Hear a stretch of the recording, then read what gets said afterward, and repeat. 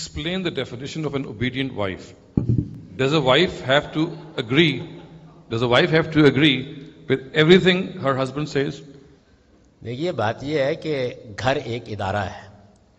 اللہ تعالیٰ گھر کو جب آپ شادی کرتے ہیں تو اس کو اس زاویے سے اللہ تعالیٰ نہیں دیکھتے کہ یہ ایک فرینڈشپ ہے جس کو آپ نے لیگلائز کر لیا ہے.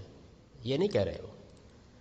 یہ بہت اچھی طرح سمجھ لیجیے، اور یہی غلط فہمی کا باعث بن رہا ہے. جب ہم شادی کا ارادہ کرتے ہیں تو اصل میں ہم آنے والی نسل کے لیے آغوش فراہم کر رہے ہوتے ہیں. کیوں؟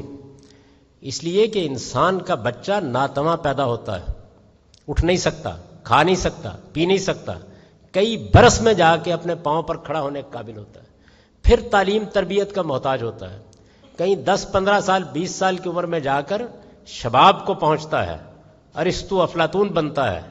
اس کے بعد کوئی 25-30 سال کے بعد کمر ٹیڑھی ہونی شروع ہو جاتی ہے، اور پھر آہستہ آہستہ نوبت بعض اوقات وہ آ جاتی ہے جس کی تصویر قرآن نے کھینچی ہے، لِکَیْ لَا یَعْلَمَ مِن بَعْدِ عِلْمٍ شَیْئًا.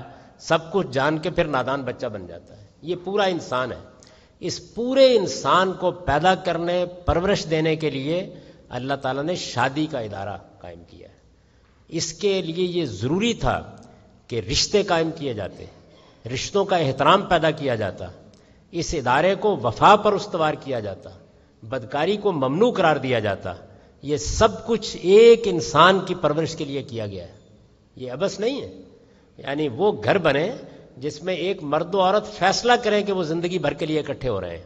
وہ فیصلہ کریں کہ وہ اپنی ساری محبتیں، سارے تعلقات، سارے جنسی دائیات کو اس دائرے میں محدود کریں گے. وہ فیصلہ کریں کہ جب بچہ پیدا ہو جائے گا تو وہ ماں اور باپ کا فریضہ انجام دیں گے. وہ فیصلہ کریں کہ وہ اب اپنی راتیں جاگ کر بھی اس کی پرورش کریں گے.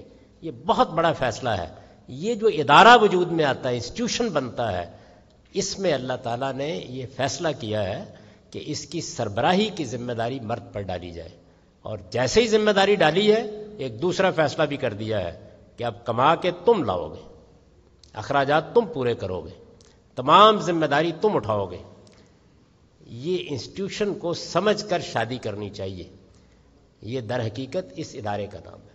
کوئی ادارہ کسی سربراہ کے بغیر نہیں چل سکتا. تو یہ فیصلہ کیا گیا ہے اور اس میں ذمہ داری ڈالی گئی ہے. عورت کمائے، ملازمت کرے، وہ ایک ایک پائی اس کی ہے. اس پر گھر میں ایک پیسہ بھی دینے کی کوئی ذمہ داری نہیں. ذمہ داری نہیں ہے، اپنی مرضی سے آپ جو چاہے کریں.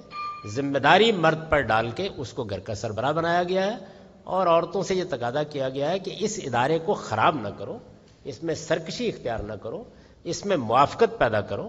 اور مرد سے تقاضا کیا گیا ہے کہ وہ شورا کے طریقے پر ایک دوسرے کے ساتھ مشورہ کر کے، رائے کے ساتھ، ایک دوسرے کی رسپیکٹ کرتے ہوئے اس ادارے کو قائم رکھے.